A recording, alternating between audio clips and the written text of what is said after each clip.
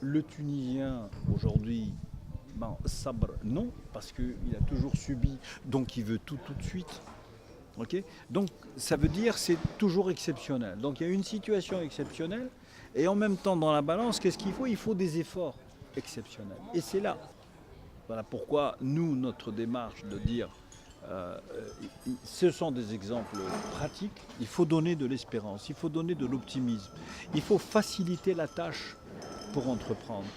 Et il faut que si quelqu'un il a un projet, il faut qu'on l'aide dans le projet. Donc, il faut créer un environnement favorable pour que les investisseurs, on ne va pas parler que d'accord, parce que des investisseurs, il y en a beaucoup.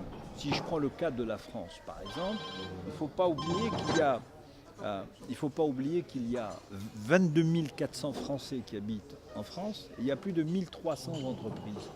Si je prends rien que le cas de la France.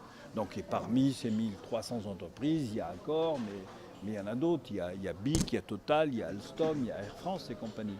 Donc, pour me dire qu'est-ce qui ne va pas ou qu'est-ce qui peut mieux aller, il faut que la Tunisie retrouve de la confiance. Et la confiance, c'est quoi? C'est la sécurité. La confiance, c'est être un état de droit. La confiance, on peut avoir de la contestation, mais il faut que le travail continue. Donc, pourquoi je dis c'est spécial, c'est atypique en Tunisie? Parce que c'est spécial, c'est tout. Enfin, si vous me demandez mon analyse d'expert, je vous dis c'est spécial. Mais ce qu'il faut, c'est encourager. Parce que si on ne le fait pas, si on n'entreprend pas, si on ne fait pas de l'entrepreneuriat, ben, on n'avance pas. Et la Tunisie ne peut pas se permettre, c'est pas l'Algérie, c'est pas l'Arabie Saoudite, c'est pas le Qatar, c'est. Le groupe Accor, je peux parler pour avoir passé quand même suffisamment d'années chez Accor, euh, depuis tout temps, Accor a un attachement dans les pays du monde arabe. Pour avoir été l'ambassadeur du groupe jusqu'à l'année dernière, il y a une vision pour développer le tourisme dans le monde arabo-musulman, avec chaque spécificité. Bon, ici en Tunisie, comme vous le savez, on est parti, on est revenu. Vous voyez aujourd'hui où vous êtes. Hein, ce sont des hôtels modèles, ce sont des hôtels pilotes. Accor a démontré que le tourisme d'affaires n'est pas une niche, mais c'est un véritable secteur d'activité. À l'époque où j'étais là, personne ne croyait dans le tourisme d'affaires. Et aujourd'hui, ce n'est pas le cas. Bon, donc ça veut dire que quand vous avez des grandes marques du type Accor, okay, qui est quand même le leader européen et l'un des leaders mondiaux, les autres grands groupes viennent. Aujourd'hui, vous avez Hilton qui s'intéresse, vous avez Kapensky, vous avez Movenpick, vous avez Radisson, enfin bref, toutes les grandes chaînes s'intéressent. Donc il faut, dans un pays qui a une destination touristique, il faut des locomotives.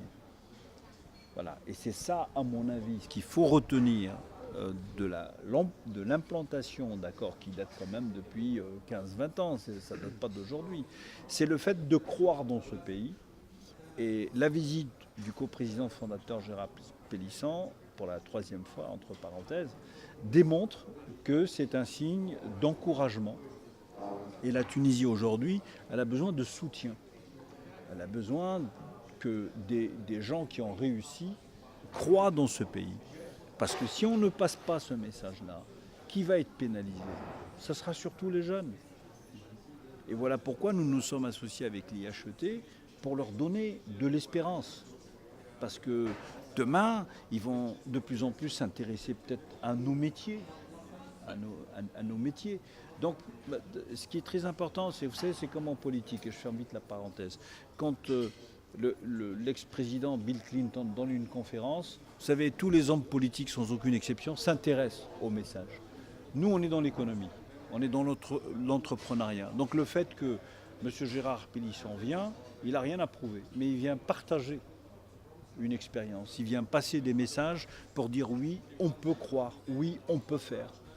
Et on vous démontrera par A plus B que quand on veut, quand on a la volonté, quand on a la détermination, on peut avancer. Et c'est là aussi, c'est un message pour le summum de l'État.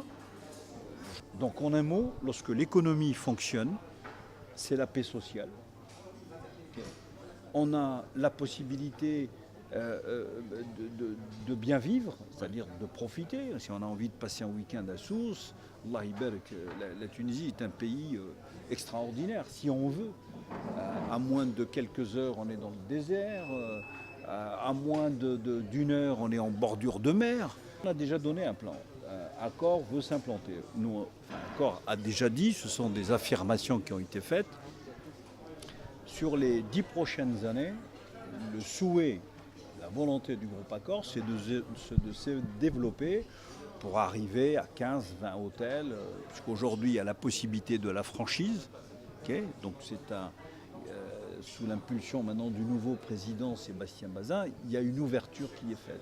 C'est-à-dire, il y a le management, okay, il y a la franchise, et Dieu sait si en Tunisie, il y a beaucoup d'hôtels, beaucoup de professionnels.